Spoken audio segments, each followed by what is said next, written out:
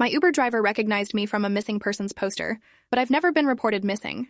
The driver's eyes kept flicking to the rearview mirror, and I pretended not to notice while my stomach twisted into knots.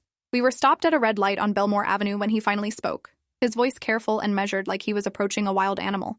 I don't want to freak you out, but I think I've seen your face before. My hands went cold against my phone screen, and I forced myself to look up and meet his gaze in the mirror. His expression wasn't threatening, just confused and concerned, which somehow made it worse. On a missing persons flyer, he continued, and the words felt like ice water dumping over my head. At the gas station on Route 9, your picture was right there by the register. I told him he must be mistaken because I'd never been reported missing, and my voice came out steadier than I expected, considering my heart was trying to punch through my ribs. He shook his head slowly and pulled out his phone at the next light, scrolling through his photos until he found what he was looking for. The image he showed me made my vision swim because it was definitely my face staring back from a grainy printout, the word missing in bold letters across the top. The photo looked like it was taken maybe 2 years ago based on my hair length, and underneath my picture was information I'd never seen before. Name, Alexis Moreau, age, 19, last seen, March 15th, 2023. My actual name is Alexis Moreau, and I was 19, but I'd never been missing on March 15th or any other date. The driver's name was David according to the app, and he kept glancing between me and his phone like he was trying to solve a puzzle that didn't have all its pieces. He asked if I was safe, if I needed help, and his genuine concern made this whole situation feel more real and terrifying. I told him I lived with my mom in an apartment on the north side and had no idea why someone would report me missing. David suggested we drive to the gas station so I could see the flyer myself, and something in his voice made me agree even though every instinct screamed this was a terrible idea. We changed the destination in the app and headed toward Route 9, and I texted my mom asking if she'd ever filed a missing persons report on me, knowing the answer would be no but needing to confirm my sanity. Mom responded within seconds saying she had no idea what I was talking about and demanding to know why I was asking such a strange question. I screenshot David's photo of the flyer and sent it to her, watching the typing indicator appear and disappear 3 times before she finally responded. Her message just said, "Call me now," in all caps, which wasn't like her at all because she usually stayed calm during emergencies. I told David I needed to make a call and he nodded, turning down his radio while I dialed. Mom answered before the first ring finished, her voice tight with something I couldn't identify but that made my skin crawl. "Where did you see that flyer?" she demanded, and I explained about the Uber driver and the gas station. The silence that followed lasted too long, and when she spoke again, her words came out carefully measured. "Stay in that Uber. Don't go to the gas station. Come home right now and don't talk to anyone." David heard enough of the conversation to pick up on the tension, and when I asked him to take me home instead, he didn't argue. The drive back felt like it took hours, even though it was only 15 minutes, and I spent the whole time staring at that photo on his phone which I'd asked him to send me. The flyer listed a phone number to call with information, and my fingers hovered over it a dozen times before I finally worked up the courage to dial. A woman answered on the third ring, her voice professional but warm, identifying herself as Detective Lauren Vasquez with the state police. I told her my name was Alexis Moreau, and I was calling about a missing persons flyer with my face on it, and the pause that followed felt like falling through empty space. Detective Vasquez asked where I was calling from and whether I was safe, her tone shifting into something more intense and focused. I explained I was in an Uber heading home and had never been reported missing by anyone I knew. She started asking rapid-fire questions about my date of birth, my address, my mother's name, and with each answer I gave her responses got quieter and more clipped. Finally, she told me not to hang up, and I heard her speaking to someone else in the background, words like active case and welfare check filtering through. When she came back on the line, her voice had changed completely. "Alexis, I need you to listen very carefully. That flyer was filed by your father, Gregory Moreau, on March 15th, 2023. He reported you missing from your shared residence in Clifton Heights. My father died when I was 6 years old in a car accident on the interstate, and I said this out loud before my brain could fully process the implications." Detective Vasquez went completely silent, and I could hear papers rustling and keyboard clicks through the phone. She asked me to repeat what I'd just said, so I did, adding that my mom raised me alone after his death, and we'd never lived in Clifton Heights. The detective's breathing changed, became faster and shallower, and when she spoke again, her words were measured and careful, like she was diffusing a bomb. "Alexis, I'm going to ask you something important, and I need you to be completely honest. Has your mother ever told you anything about your father that seemed inconsistent or strange?" The question felt like a trapdoor opening under my feet because, yes, Mom's stories about Dad had always been vague and shifted depending on when she told them. David pulled up to my apartment building and I thanked him, still on the phone with Detective Vasquez, who was insisting I wait for a patrol car before going inside. I told her Mom was expecting me and I'd be fine, but she raised her voice for the first time, stating firmly that I needed to wait in the Uber until officers arrived. Something in her tone made David's eyes widen, and he locked the doors without me asking, meeting my gaze in the mirror with an expression that said he was starting to understand. This was bigger than a simple misunderstanding. The detective asked David to stay with me and confirmed his identity through the Uber app, before explaining that patrol units were approximately 8 minutes away. Those 8 minutes felt like 8 hours as I watched my apartment building's entrance, half expecting Mom to come running out. Detective Vasquez kept me on the line, asking seemingly random questions about my childhood, my memories, where I went to school. She wanted to know if I had a birth certificate or social security card, and when I said yes, she asked me to describe them. I told her about the documents in our fire safe, standard government-issued papers with official seals, and she made a sound that might have been a sigh or a curse. "Alexis, I've been working your case for 18 months, she said quietly. Your father has been looking for you since you were 17. He's filed reports in 6 different states, hired private investigators, and posted on every missing persons database in the country. According to his records, your mother abducted you during a custody exchange when you were 6 years old, and you've been missing ever since." The world tilted sideways and my phone nearly slipped from my suddenly numb fingers because that couldn't be true. Mom wouldn't do that, couldn't do that, and I had memories of Dad's funeral complete with a casket and flowers and relatives I hadn't seen since. Detective Vasquez's voice cut through my spiraling thoughts, asking if I remembered the funeral clearly or if it was more like remembering a story someone told me. The question hit like a physical blow because when I really tried to recall specific details, everything went fuzzy and vague. I remembered standing in a black dress but couldn't picture the church or cemetery. I remembered relatives hugging me but couldn't name them or describe their faces. I remembered crying but couldn't remember why it felt necessary beyond knowing it was expected. 2 patrol cars pulled up with their lights off, and officers approached the Uber with their hands visible and non-threatening. Detective Vasquez told me to put her on speaker, and one of the officers, a woman named Officer Chen, verified the detective's identity before asking me to step out of the vehicle. My legs felt like water as I stood, and David gave me an encouraging nod before driving away, his fare probably long forgotten in the face of whatever crisis he'd accidentally uncovered. Officer Chen was maybe 40 with kind eyes and a firm handshake, and she asked if my mother was home while her partner, Officer Walsh, spoke quietly into his radio. I said I thought so and showed them which apartment was ours. 3rd floor, corner unit, the one with the blue curtains Mom had hung last spring. Detective Vasquez stayed on speakerphone as Officer Chen asked for permission to accompany me inside, and I said yes because I couldn't imagine facing Mom alone with this information burning holes in my brain. We climbed the stairs together, and I felt like I was moving through a dream, everything slightly unreal and disconnected. My key turned in the lock and the door swung open on our familiar living room with its mismatched furniture and the bookshelf Mom had built from reclaimed wood. She came around the corner from the kitchen and stopped dead when she saw the officers, her face going through a rapid series of expressions I couldn't fully read. Fear was definitely there, and something else that looked like resignation, or maybe relief. Mom's eyes found mine and held them, and in that moment I saw everything I needed to know written in her expression. The guilt, the love, the desperation, all tangled together into something that made my chest ache. "Alexis," she said softly, and her voice cracked on my name. Officer Chen stepped slightly in front of me, a protective gesture that felt both insulting and necessary, while Officer Walsh positioned himself by the door. Detective Vasquez's voice came through my phone, calm and professional, asking my mother to identify herself. Mom's shoulders dropped and she sank onto the couch like a puppet with cut strings, her hands shaking as she pressed them to her face. "My name is Nicole Moreau," she said, the words muffled. "And I took my daughter 13 years ago because her father was going to kill us both." The apartment fell into silence so complete I could hear the clock ticking in the kitchen, and Officer Chen's hand moved closer to her weapon. Detective Vasquez asked Mom to explain what she meant, her tone neutral but sharp, and Mom looked up with tears streaming down her face. She started talking, and the story that came out shattered every foundation I thought I'd built my life on. Dad wasn't dead. He was alive and living in Clifton Heights, and he'd been searching for me since Mom fled with me during what was supposed to be a supervised visit. The car accident that supposedly killed him never happened. The funeral I remembered had been fabricated, a psychological manipulation Mom used to help me accept his absence and stop asking questions. Mom described years of escalating abuse, violence that left her with broken ribs and a shattered orbital bone, threats that grew more specific and terrifying as I got older. She said Dad became obsessed with control, monitoring her every movement, isolating her from friends and family. She explained how he'd started making comments about me, about my body developing, about keeping me pure and protected from outside influences.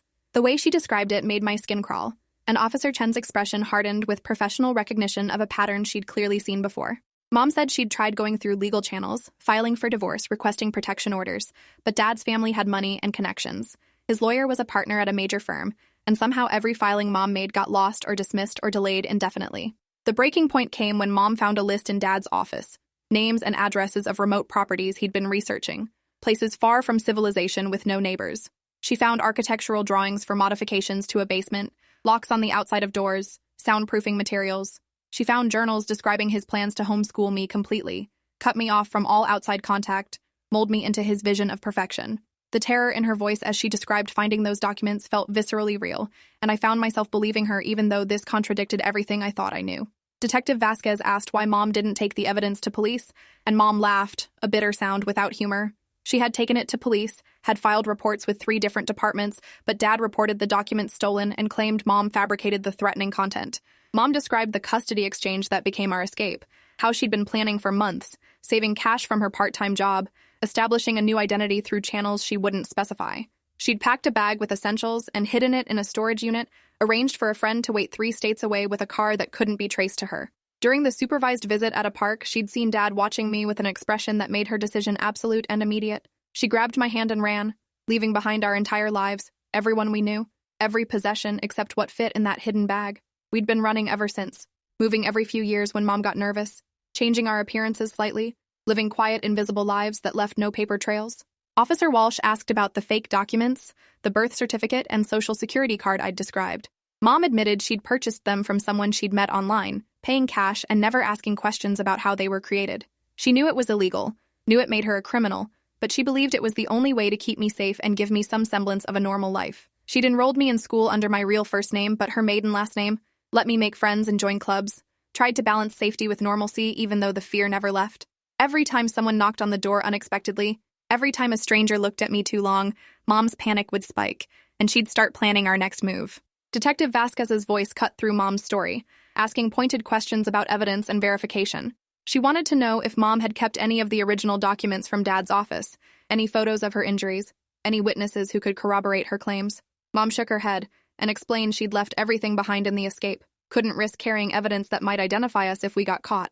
Her injuries had healed years ago, and the friends who might have testified were people she could never contact without risking our location. Detective Vasquez went quiet, and I could practically hear her weighing the situation, trying to determine if she was listening to a protective mother or a master manipulator. I asked Mom why she'd created the fake funeral memory, and my voice came out smaller than I intended. She looked at me with such raw pain that I almost told her not to answer, but I needed to know. She explained that I'd cried for Dad constantly those first few months, had asked when we were going home, when I could see him again. She'd tried explaining that we couldn't go back, but at 6 years old I couldn't understand the complexity or danger. So she'd created a story I could understand, told me Dad died in an accident, described a funeral in enough detail that my child's brain eventually constructed a memory around her narrative. She'd shown me forged obituaries and newspaper clippings, staged photos she'd manipulated to show a casket and mourners. She'd done it to protect me from the truth and give me closure, and the guilt had eaten at her every single day since. Officer Chen spoke quietly into her radio, updating someone on the situation, and I heard dispatcher codes I didn't understand. Detective Vasquez said she needed to verify Mom's claims before determining next steps, and her tone suggested this was far more complicated than a simple custodial interference case. She asked Mom for the names of the police departments where she'd filed reports about Dad's threats, the name of his lawyer, any specific details that could be corroborated through official records. Mom provided information haltingly, admitting she couldn't remember everything after 13 years of deliberately trying to forget. She knew Dad's lawyer was named Sullivan at the firm of Sullivan and Crane, and she thought she'd filed reports with Clifton Heights PD and state police. Detective Vasquez said she'd need several hours to pull records and verify information, and in the meantime, Mom would need to come to the station for a formal statement. Officer Chen explained this wasn't an arrest, but Mom would be detained pending investigation, and she had the right to an attorney. Mom nodded like she'd been expecting this, and when she stood to get her purse, her movements were slow and defeated. She looked at me and asked if I believed her, and the question hung in the air between us, loaded with 13 years of lies and love and desperation. I said I didn't know what I believed anymore, but I needed to understand what was real and what wasn't. She nodded and her face crumpled, but she didn't break down, just straightened her shoulders and walked toward the door. Before the officers could escort her out, I asked Mom one more question that had been burning in my mind. If Dad was so dangerous, why hadn't he found us in 13 years? We'd lived relatively normal lives. I'd been enrolled in schools. We had a lease on this apartment in our names. Mom's expression turned hard, her jaw clenching. She explained we'd never lived anywhere more than 18 months, never used credit cards or bank accounts in our real names, never went to doctors or dentists who kept records. The apartment lease was under a friend's name, someone Mom had met who let her pay cash without questions. My school enrollment used fake documents and a fake address. Every aspect of our lives had been carefully constructed to leave no trail, and it had worked until I'd called a number on a missing persons flyer and made myself visible. After the officers left with Mom, I stood alone in our apartment surrounded by 13 years of carefully constructed lies. Detective Vasquez stayed on the phone, her voice gentler now, explaining that I could stay here for tonight but would need to come to the station tomorrow for my own statement. She said a victim's advocate would be assigned to help me navigate whatever came next, whether that meant reunification with my father or supporting Mom's claims of abuse. The word reunification made my stomach turn because I couldn't reconcile the idea of a father who loved me with the monster Mom had described. I'd lived 19 years believing he was dead, mourning someone who never died, and now I was supposed to potentially meet him like nothing had happened. I called my best friend Zara, who I'd known since we moved to this neighborhood 3 years ago, and when she answered, I immediately started crying. The whole story came pouring out in fractured sentences while she listened in stunned silence. When I finished, she asked what I needed, and I loved her for not demanding explanations or expressing judgment. I said I needed to not be alone, so she showed up 20 minutes later with takeout food I couldn't eat and her presence, which was the only thing keeping me from completely falling apart. We sat on the couch where Mom had confessed everything, and Zara held my hand while I tried to process that my entire identity might be a construction built on trauma and deception. Zara suggested searching for my father online, and my hands shook as I typed Gregory Moreau into Google. The results loaded, and there he was, dozens of photos and articles spanning years. He looked like me, or I looked like him. Same dark hair and sharp jawline and green eyes. The photos showed him at charity events, business functions, family gatherings with people who might be my grandparents or aunts or uncles I'd never known existed. Recent articles described his tireless search for his missing daughter, interviews where he spoke about never giving up hope, reward money offered for information. He looked like a devoted father destroyed by loss, nothing like the abusive monster Mom had painted.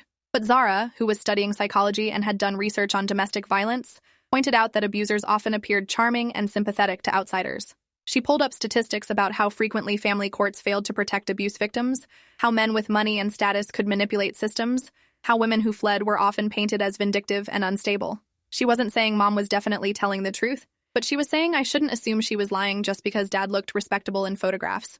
The uncertainty was suffocating, not knowing who to trust or what to believe, caught between two competing narratives with no way to verify either.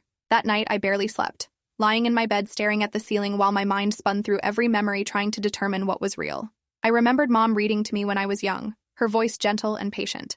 I remembered her working multiple jobs to keep us fed, coming home exhausted but always having time for homework help. I remembered her tucking me in and checking the locks twice, 3 times, a ritual I'd thought was just quirky but now understood as vigilance. But I also remembered the moves, the sudden departures, the times Mom had pulled me out of school mid-year with vague explanations about better opportunities elsewhere. I remembered her paranoia about privacy, about not posting photos online, about being careful what I told people. Had that been protection or isolation? The next morning, Detective Vasquez called and asked me to come to the station around noon, and her tone was different, sharper, and more focused. When I arrived with Zara, who insisted on accompanying me, the detective's expression was grim. She led us to a conference room where files and documents covered the table, and she gestured for me to sit before launching into what she'd discovered overnight. The records supported key elements of Mom's story, but contradicted others in ways that complicated everything. She'd found police reports filed by Mom in 2010 and 2011, documenting injuries and threats. Photos showed bruising on her face and arms. Medical records confirmed a broken bone. Witness statements from neighbors described hearing arguments. But Detective Vasquez also found counterclaims filed by Dad, accusations that Mom was unstable and violent toward him, his own medical records showing scratches and bruises he claimed she'd inflicted. His lawyer had submitted psychiatric evaluations questioning Mom's mental fitness, documenting erratic behavior and paranoid delusions about threats that couldn't be substantiated. The custody case had been contentious and ugly, with both sides making serious allegations. The detective explained this wasn't unusual in high-conflict divorces, especially those involving domestic violence, where determining the truth became nearly impossible because abusers often flipped the script and claimed they were the real victims. What Detective Vasquez had also discovered was more disturbing than simple he-said-she-said allegations. Dad's lawyer, Richard Sullivan, had been disbarred 5 years ago for witness tampering and evidence fabrication in an unrelated case. 2 of the psychiatric experts who'd evaluated Mom had their licenses suspended for writing biased reports that favored whoever paid them. The judge who'd overseen the custody case had been removed from the bench for accepting bribes. The entire legal proceeding that had tried to determine my fate had been corrupted by money and influence, exactly as Mom had claimed. But that didn't prove Dad was dangerous, only that the system trying to evaluate him had been broken. Detective Vasquez laid out options in her careful, measured way. She could arrest Mom for custodial interference, kidnapping, and identity fraud, charges that carried serious prison time.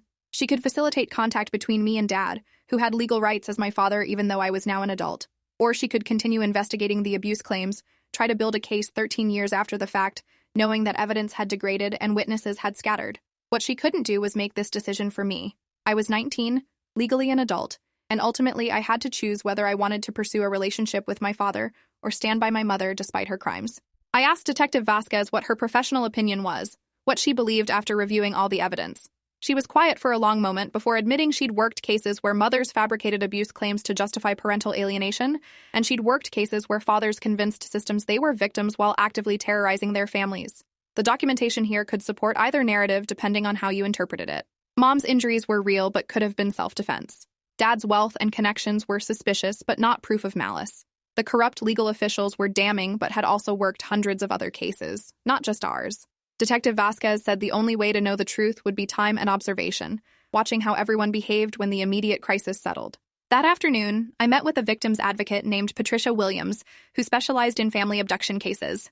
She was maybe 60, with gray hair and eyes that had seen everything, and she spoke to me like an equal rather than a victim. She explained that children of parental abduction often struggled with loyalty conflicts and identity confusion, feelings I was definitely experiencing. She said there was no timeline for processing this, no right way to feel, and whatever I decided about my relationships with both parents would be valid. She also warned that Dad would likely want immediate contact now that I'd been found, and I needed to prepare myself for that inevitability. Dad called Detective Vasquez's office that evening, having been notified about the case developments. The detective asked if I wanted to speak with him, and my mouth went dry at the question. After several seconds of silence, I nodded, and she transferred the call to a monitored line in the conference room where I sat with Patricia for support. The phone rang twice before he answered, and his voice was deep and warm when he said my name. Alexis. Oh my God, Alexis. He started crying, these deep shaking sobs that sounded like they came from somewhere primal, and part of me wanted to comfort him while another part stayed frozen and distant. He said he'd been searching for 13 years, never stopped believing I was alive, spent everything he had hiring investigators and filing reports. I told him I didn't know what to say, and my voice sounded hollow even to my own ears. He asked if I was okay, if Mom had hurt me, if I needed anything, the questions tumbling over each other with desperate urgency.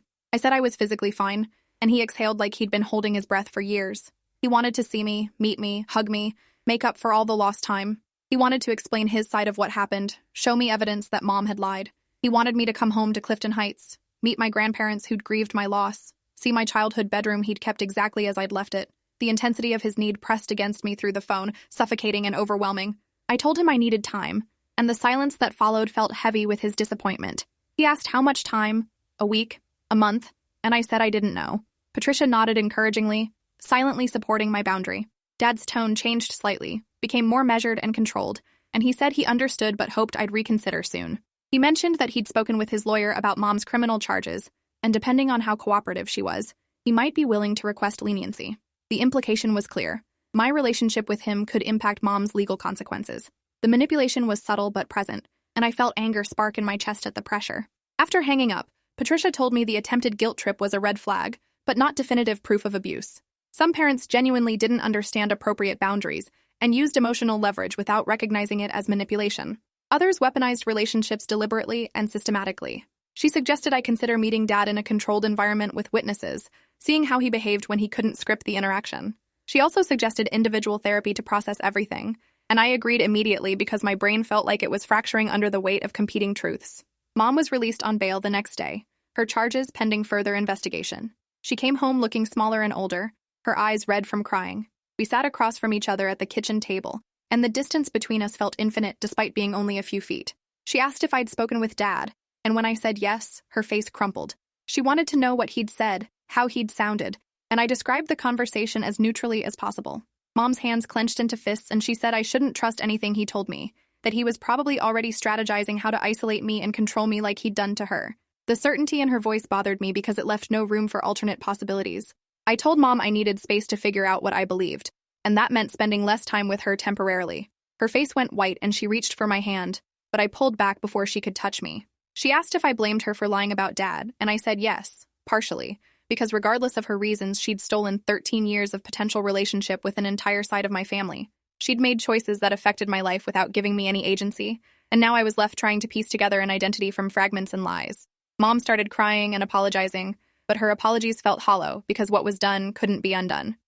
Zara offered to let me stay with her family temporarily, and I accepted gratefully, packing a bag while Mom watched from the hallway. She looked broken standing there, and part of me wanted to comfort her, but I couldn't separate my love for her from my anger at her deception. I told her I'd be in touch when I was ready, and she nodded without arguing. As I walked out, she called my name and said one final thing.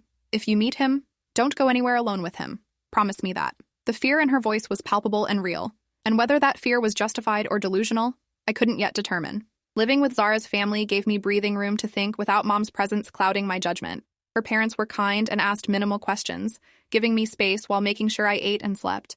I spent hours researching parental abduction, domestic violence, family court corruption, trying to educate myself on the systems that had failed my family. The more I read, the more I understood that the truth was probably messy and complicated, not the clear hero and villain narrative either parent wanted me to believe. People could be both protective and controlling, both victims and perpetrators, both truthful and deceptive depending on circumstance.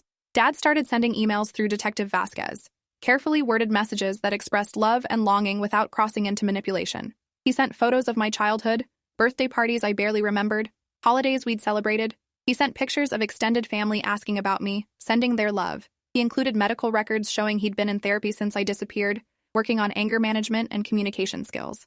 He admitted he hadn't been a perfect husband or father, acknowledged that he and Mom had a toxic relationship, but insisted he'd never been physically violent and would never have hurt me. The emails painted a picture of a flawed man who'd lost everything and spent 13 years trying to get his daughter back. After 2 weeks of research and therapy and sleepless nights, I agreed to meet Dad in a supervised setting. Detective Vasquez arranged for us to meet at her office with Patricia present as neutral support. The morning of the meeting, I threw up twice from nerves, and Zara held my hair back while I heaved into the toilet. She asked if I was sure about this, and I said no, but I was doing it anyway because not knowing felt worse than potential disappointment. She drove me to the station and waited in the lobby while I went upstairs to face the father I'd mourned for 13 years who'd never actually died. Dad was already in the conference room when I arrived, sitting stiffly in a chair with his hands folded on the table. He looked older than his photos, gray threading through his dark hair, lines etched deep around his eyes. When he saw me, he stood abruptly and his face transformed, tears streaming down his cheeks. He took one step forward before stopping himself, visibly restraining the urge to grab me. "You look so much like your grandmother," he said, his voice thick. "She died 4 years ago, still believing she'd see you again." The words hit harder than expected, because they represented another loss caused by Mom's choices, another person I'd never known who'd loved me from a distance. We sat across from each other while Patricia facilitated, asking basic questions to ease the tension. Dad answered carefully, telling me about his business importing specialty furniture, about the house in Clifton Heights he'd bought hoping I'd return someday, about my half-siblings from his second marriage who knew about me and wanted to meet me. He asked about my life, what I studied, what I liked, and I gave vague answers that revealed little. The conversation felt surreal and awkward, two strangers trying to find connection across a chasm of lost time and competing narratives. He didn't match Mom's description of a violent monster, but he also didn't feel warm or immediately trustworthy. Toward the end of the meeting, Patricia stepped out to take a call, leaving us alone for the first time. The shift in Dad's demeanor was subtle but noticeable, his shoulders relaxing and his expression hardening slightly. He asked if Mom had been filling my head with lies about him, and when I said she'd told me her version of events, his jaw clenched. He said she'd always been unstable and paranoid, seeing threats that didn't exist, accusing him of things he never did. He described her as manipulative and vindictive, willing to destroy their family rather than accept shared custody. The bitterness in his tone felt wrong, too intense for someone who claimed to have moved past the relationship. I pointed out that police reports documented Mom's injuries, and Dad's expression shifted into something I couldn't read. He said she'd injured herself or fabricated evidence, that she'd been obsessed with painting him as abusive to win full custody. He claimed the corrupt officials had actually been working for her, not against her, accepting bribes from her lawyer to support her false allegations. His version contradicted everything Detective Vasquez had told me about the case, and the ease with which he reconstructed reality was unsettling. When Patricia returned, Dad's demeanor shifted back immediately, warm and careful, like he'd been wearing a mask that had slipped briefly. After the meeting ended and Dad left, Patricia asked what I'd observed while she was out of the room. I described the conversation and Dad's change in tone, and she nodded thoughtfully. She said abusers often tested boundaries in moments of privacy, using those opportunities to establish control or undermine the other parent. But she also noted that bitter divorced parents often spoke poorly of their exes regardless of abuse, letting years of resentment poison their perspective. The ambiguity was maddening because I wanted clear answers that didn't exist. Over the following weeks, I met with Dad several more times, always in supervised settings with witnesses present. He brought gifts I didn't want, told stories about my early childhood I couldn't verify, pushed gently for more private interactions. Each meeting left me feeling drained and confused because he seemed genuinely loving while simultaneously setting off alarm bells I couldn't fully articulate. He never explicitly pressured me but created subtle obligations through expensive presence and emotional vulnerability. He mentioned how much money he'd spent searching for me, how many sacrifices he'd made, how difficult it had been. The unspoken expectation that I owed him something for his suffering pressed against me constantly. Mom kept her distance like I'd asked, but she sent emails I mostly didn't read. The few I opened were apologetic and desperate, begging me to be careful around Dad, listing warning signs to watch for. Her certainty that he was dangerous felt increasingly like paranoid obsession, but I couldn't fully dismiss her concerns either. I was caught between two parents who'd both harmed me in different ways, one through deception and one through potential threat, and I couldn't trust either of them completely. The breakthrough came unexpectedly when Dad's second wife, Catherine, reached out through Detective Vasquez requesting to speak with me privately. The detective strongly encouraged the meeting, suggesting Catherine might provide valuable perspective. We met at a coffee shop with Patricia present, and Catherine looked nervous and determined in equal measure. She was younger than Dad by maybe 10 years, professionally dressed with kind eyes and hands that wouldn't stop fidgeting. She started by saying she'd wanted to contact me for months, but Dad had forbidden it, and she was risking her marriage by being here. Catherine described her relationship with Dad as progressively isolating and controlling over the 8 years they'd been married. He monitored her phone and email, restricted her access to money, criticized her constantly in ways that eroded her self-worth. He'd never hit her physically, but had thrown objects near her head, punched walls beside her face, created atmosphere of fear through implied threats rather than explicit violence. She said his anger was explosive and unpredictable, triggered by perceived slights or challenges to his authority. She'd tried leaving twice, and both times he'd convinced her she was overreacting, that she was mentally unstable, that no one would believe her claims. She'd stayed because of their children, 2 boys aged 6 and 4 who adored their father and showed no signs of abuse. Dad treated his sons completely differently than he treated Catherine, warm and patient with them while being cold and demanding with her. She'd started documenting incidents after the second time she tried to leave, keeping a hidden journal and taking photos of damaged property. She brought copies to show me, pages describing incidents that echoed Mom's stories with eerie similarity. She said she believed Mom's allegations completely because she was living a version of the same nightmare, and she was terrified of what might happen if Dad got unsupervised access to me. I asked Catherine why she was telling me this now, risking her safety and her marriage. She said her oldest son had started showing signs of anxiety, becoming hypervigilant about Dad's moods, and she recognized the early stages of trauma she'd watched me experience through Dad's obsessive stories about finding me. She said Dad talked about me constantly, about reclaiming his daughter, about teaching me to respect him properly. The way he described our future relationship made Catherine uncomfortable, because it focused on obedience and gratitude rather than genuine connection. She believed he saw me as property to reclaim rather than a person with autonomy, and she couldn't stay silent knowing I was walking into potential danger. Catherine provided contact information for Dad's first therapist, the one he'd stopped seeing years ago, suggesting I reach out for a professional perspective. She also gave me the name of a neighbor from our old house in Clifton Heights, someone who'd witnessed the relationship between my parents before Mom fled. She begged me not to tell Dad we'd met, and the fear in her eyes was identical to what I'd seen in Mom's. That similarity felt significant. 2 different women separated by years, both expressing the same terror about the same man. The pattern was harder to dismiss than individual allegations. I contacted the therapist, Dr. Helen Price, who was initially reluctant to discuss a former patient. But when I explained I was Dad's daughter trying to determine safety, she agreed to speak generally about patterns she'd observed. She said Dad had attended only 6 sessions before quitting when she'd challenged his narrative about being a victim of Mom's vindictiveness. She'd noted concerning behaviors including his refusal to accept responsibility for relationship problems, his tendency to blame others for his emotional responses, and his attempts to manipulate her into supporting his custody case. She'd documented concerns about potential control issues and recommended continued therapy, but he'd never returned. The neighbor Catherine had mentioned, an elderly woman named Grace Morrison, remembered my parents clearly. She described frequent arguments that escalated to screaming, Mom appearing with bruises she'd tried to hide with makeup, Dad's rage when Mom did anything without his permission. Grace had called police twice for domestic disturbances, but both times Dad had charmed the responding officers, and Mom had been too frightened to press charges.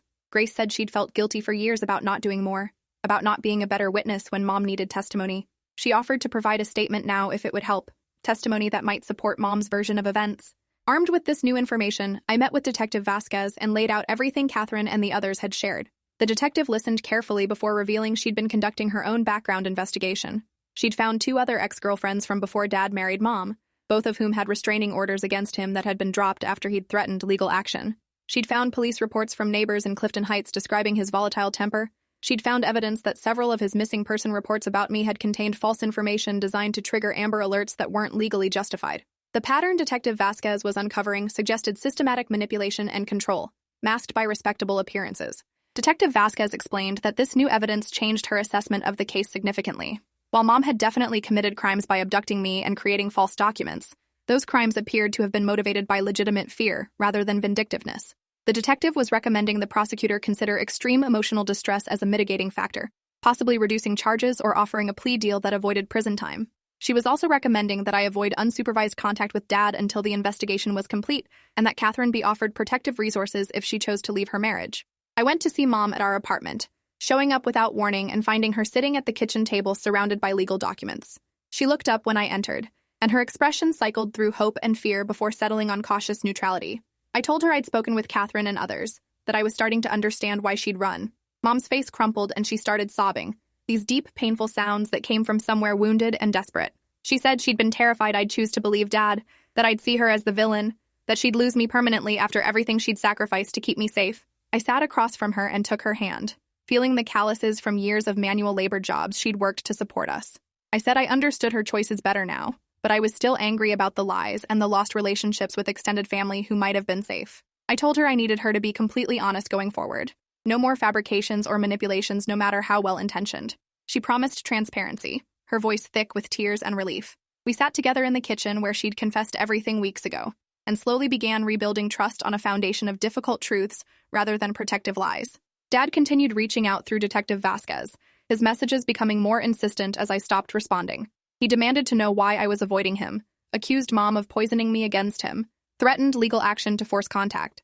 The escalating aggression in his communications validated everything Mom and Catherine had described, showing the mask slipping as he lost control of the narrative. Detective Vasquez documented everything carefully, building evidence for whatever legal proceedings might follow.